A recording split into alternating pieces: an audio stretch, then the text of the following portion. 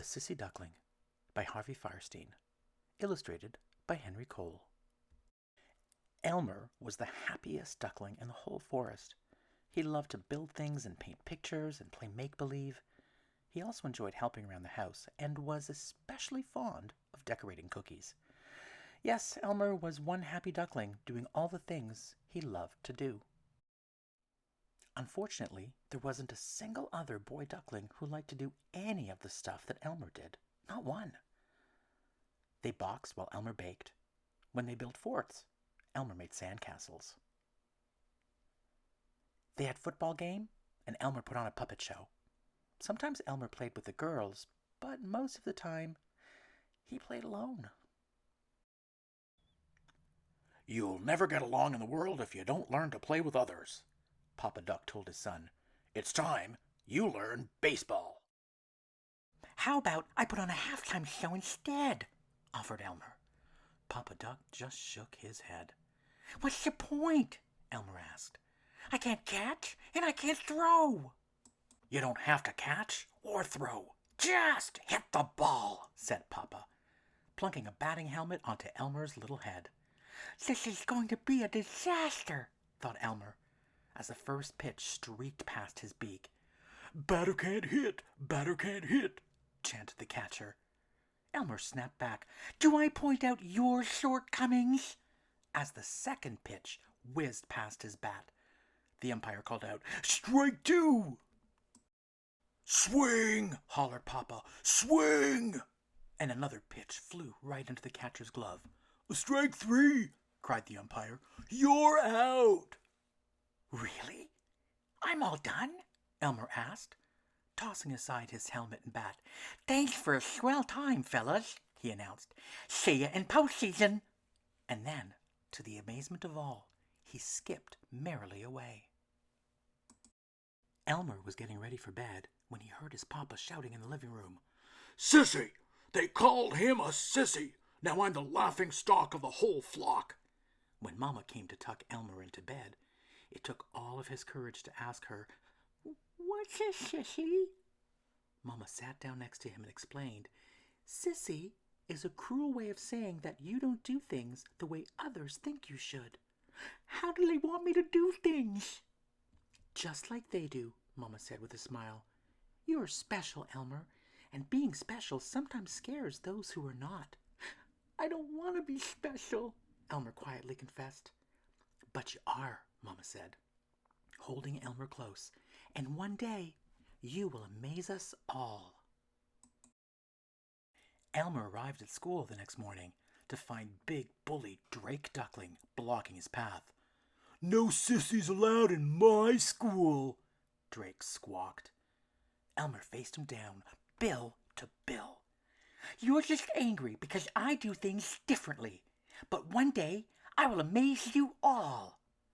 "Who fed you that line?" Drake chuckled. Elmer bellowed back, "My mama!"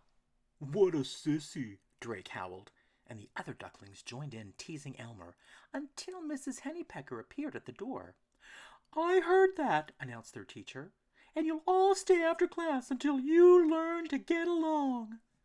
The ducklings grumbled and mumbled and waddled into the old schoolhouse.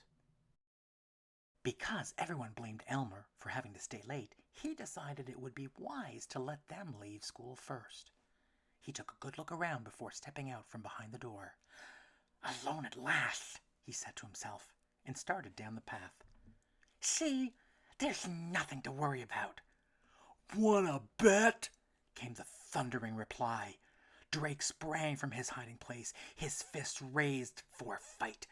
Elmer had no time to think. He made a break towards home, running harder than he'd ever run before, with Drake chasing his every step. They jumped over fallen trees, splashed through puddles, crashed through branches, and leaped across a stream. Elmer was so frightened that he couldn't catch his breath. Not when he reached his house, not when he got to his room, not even when he locked the door and hid under his bed. Even then, alone in the dark, there was no peace for Elmer. "He ran away instead of fighting," Papa bellowed. "He was being chased," Mama argued back. "In a few weeks, we'll all fly south for the winter. It will be every duck for himself. Only the strong will survive. If you'd stop thinking like a sneaker commercial, you'd see that Elmer is just as strong as any other duckling. Elmer's a sissy. Elmer is your son, Mama pleaded. He is no son of mine, declared Papa. Poor Elmer heard his father's words, and his heart crumbled to pieces.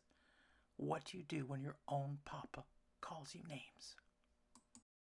Elmer didn't want to make his mama unhappy or his papa angry anymore.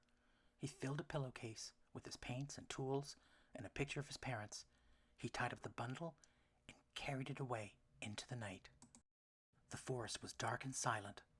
Elmer was relieved that there was no one around to see his tears when he slipped into the great pond and swam away from home.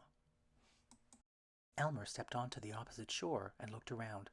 He found an old hollow tree hidden deep in the forest. No one will ever find me here, he thought. Just as Elmer had made his own toys, he now used his special talents to make his new home. He built a comfy bed and a warm fireplace and a door to protect him from the chilling winds. My house has everything I could ever want, he boasted. Everything except Mama and Papa. The grass turned white with the first frost of winter. Elmer knew he would soon be the only duck left in the forest. His heart ached to see his parents once before they flew south. As quietly as he could, he paddled back across the great pond and arrived just in time to see his flock readying for their journey. We can't go without Elmer, he heard his mama cry. We can't stay here, Papa replied. If only I knew he was all right. Elmer whispered to himself from his hiding place. I'm all right, Mama. The flock took to the sky, and Elmer waved goodbye. Just then, a shot rang out, shattering the cold. Hunters leaped from behind trees, their guns blasting. The ducks shrieked in flight, struggling to fly as fast and as high as they could. Shot after shot tore through the air, and ducks fell like autumn leaves from the sky. Elmer breathed easier when he saw that most of the flock escaped into the clouds. But then he realized that the hunters and their dogs would be coming. He was about to hide in the pond when he was stopped by the sound of a quiet moan. Terrified as he was, Elmer followed the sound. He parted the tall grass, and there, to his astonishment, he found his wounded Papa. Fly away, Elmer, Papa pleaded. You don't see any other ducks coming back to rescue me. For once in your life, can't you act like a normal duck? He argued. Forget me and save yourself. That's what every other duck would do. With all his strength, Elmer lifted the old duck and carried him to the safety of the pond. It may not have been what any other duck would do, but Elmer knew in his heart that it was the right thing to do. Papa was completely confused when he awoke. Where am I? He quacked. Don't worry, you're with me, Elmer answered, bringing a hot bowl of mushroom soup for his Papa to eat. The old duck looked around at the wonderful home. You did all of this by yourself? But then he remembered what had happened. You must leave me here and fly south. No duck has ever survived a winter in the forest. Save yourself, son, please. Elmer answered him calmly. You've been sleeping for a long time, Papa. It's too late to leave. He opened the door so that Papa Duck could see the deep snow that covered the forest. Oh, son, what have I done to you? Don't worry, Papa, Elmer chided. We're going to have fun. And he was right. All winter long they played games and told jokes and made things and laughed and talked and got to know each other.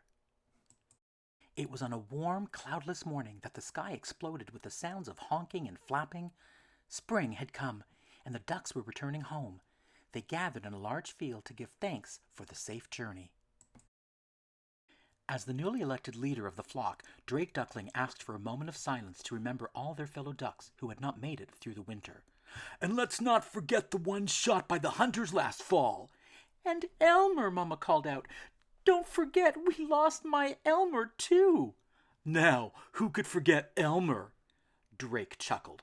That little sissy. The other ducks joined in the laughter until a voice boomed forth. If Elmer's a sissy, then I wish I were a sissy, too. Drake angrily demanded, Who said that? To everyone's shock, Papa stepped forward. Papa? It was impossible. No duck had ever survived a winter in the forest. Not one. Not ever. Never. Mama ran to embrace Papa as the other ducks wondered, how? Elmer was so engrossed in cooking a pot of dandelion stew that he never even knew his Mama was there until she said, "Are you too grown up to give me a kiss?" Elmer cried with joy and hugged her. "I always knew you were special," she whispered to him. "And now everyone else knows it too. I'm so proud of you." The entire flock cheered when Elmer stepped from his home. One by one, each duck congratulated him for his bravery and loyalty and ingenuity. Drake Duckling sheepishly kicked the dirt with his webbed feet. He didn't know what to say except, "Way to go, Elmer!" and he offered his wing for a high five. Elmer took a deep breath and then spoke his mind. "I want to make one thing perfectly clear. I'm the same duck I've always been. I've not changed. I'm a big sissy and proud of it." Drake took a step forward. "You haven't changed, but maybe I have." Again he offered his wing, and this time Elmer slapped it hard as the flock rushed to surround their hero. Over the years, Elmer learned that he was not so very different after all. Out in the world, he met lots of other ducks just like himself. No, Elmer was not so different, but he always did remain special. Dear Mr. Fierstein, on behalf of all of us Elmers, thank you for this wonderful story.